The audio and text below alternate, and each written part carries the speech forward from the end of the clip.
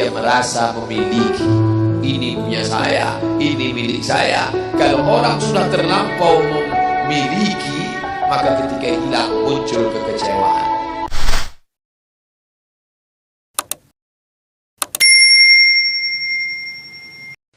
Jangankan harta kami, jangankan anak kami, jangankan suami kami, jangankan rumah kami, jangankan jabatan kami. Inna lillah, diri kami ini pun milik Allah, bukan punya kami.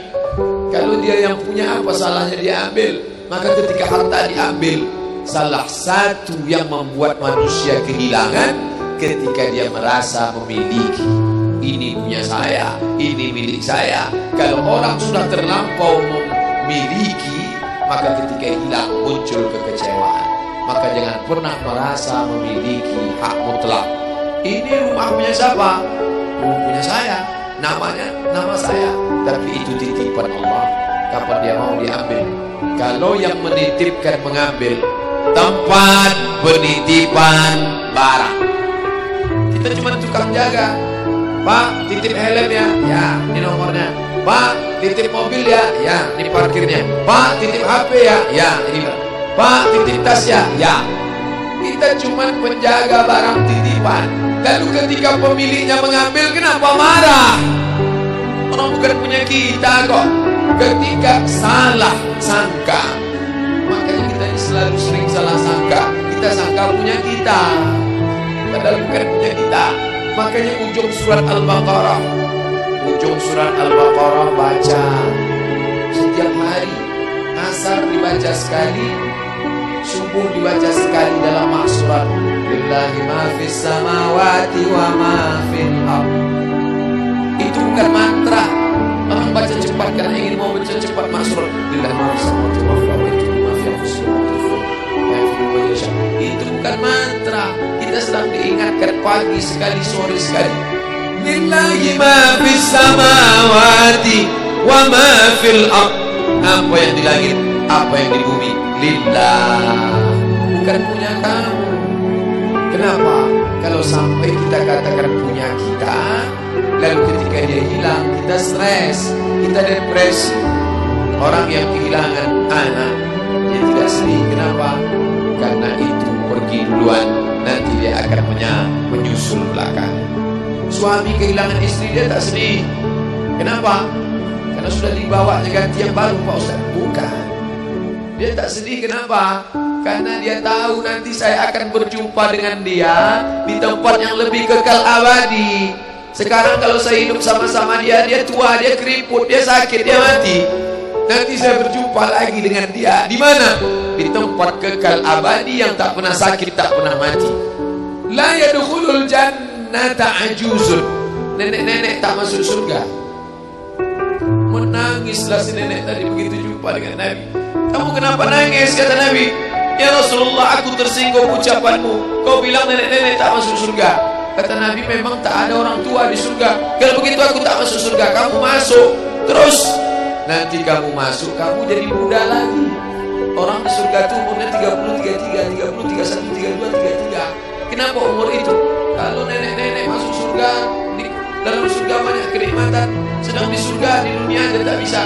Pergi hari raya ke rumah orang, makanannya kacang tauhid. Umur 70 mau makan apa? Makanya orang masuk surga umur 30, 31, 32, 33. Kenapa? Itulah usia yang bisa menikmati. Oh, jadi maknanya bukan orang tua tak masuk surga. Jadi ketika orang melihat pasangan saya mendahului saya, karena Allah lebih sayang, dia pergi ke tempat yang lebih sayang daripada kita.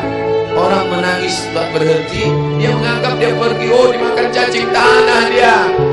Padahal dia sudah pergi ke tempat yang lebih sayang daripada kita. Kita sayang, tapi sayang kita temporer.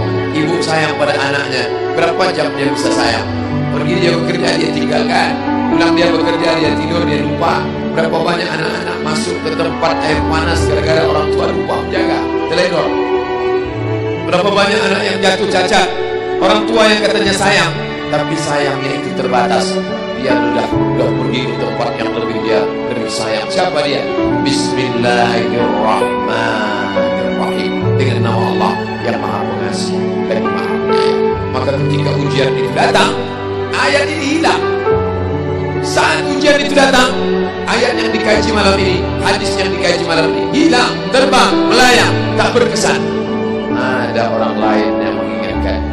Tadi pagi saya takziah, wajah sahabat saya ini ustaz, tapi tadi wajahnya lusuh. Turun, nampak dia sedang bersusah hati. Maknya meninggal dunia. Saya bisikkan ke telinganya satu kalimat, satu ayat, inna lillahi wa inna ilaihi raji'un. Waktu datang, waktu mau pulang saya peluk kuat dia, inna lillahi wa inna ilaihi raji'un. Apa tak tahu dia ayat itu? Tahu. Dia ustaz, dia sering menceramahkan ayat itu, dia hafal ayat itu. Kenapa ustaz ingatkan? Hari itu ayat itu hilang dari kepalanya. Yang terbayang adalah wajah ibunya yang dulu membesarkan dia 9 bulan 10 hari menyusukannya, 2 tahun membesarkannya, 9 bulan 10 hari mengandungnya, 2 tahun dia susukan, mengalir darah si ibu dalam badannya. Saat melihat ibunya terbujur kaku, hilang ayat itu, hilang hadis itu.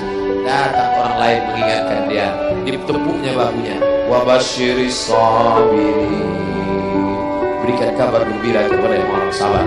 Alladzina idza asabatuhum musibah, ketika ujian itu datang, qalu, mereka berkata, inna lillahi wa inna ilaihi raji'un. Tapi tak semuanya tahan, tak semuanya kuat. Ketika ujian itu datang, as-sadmatul ula, innamas sabru fi sadmatil ula. Pukulan, ketika pukulan itu datang menggoncang. Berapa banyak orang bercerita, Pak Ustaz, ketika sampai berita itu rasanya lunak tanah di dipijak, Pak Ustaz. Bergoyang dunia ini, Pak Ustaz. Pukulan yang sangat kuat. Dan tak jarang ketika pukulan itu datang bertubi-tubi, akhirnya dia mulai senyum. Selama ini nengok orang lewat sini, lama-lama nengok oplet lewat sini. Apa yang dimuliakan Allah Subhanahu wa Ta'ala? Apa maknanya? Tidak ada tempat bersandar yang paling kuat kecuali dia. Bersandar di sebatang pohon, pohon akan laku. Bersandar kepada orang, orang akan mati. Bersandar kepada dia, hayyun la yamut, dia yang hidup tidak akan mati itu selama.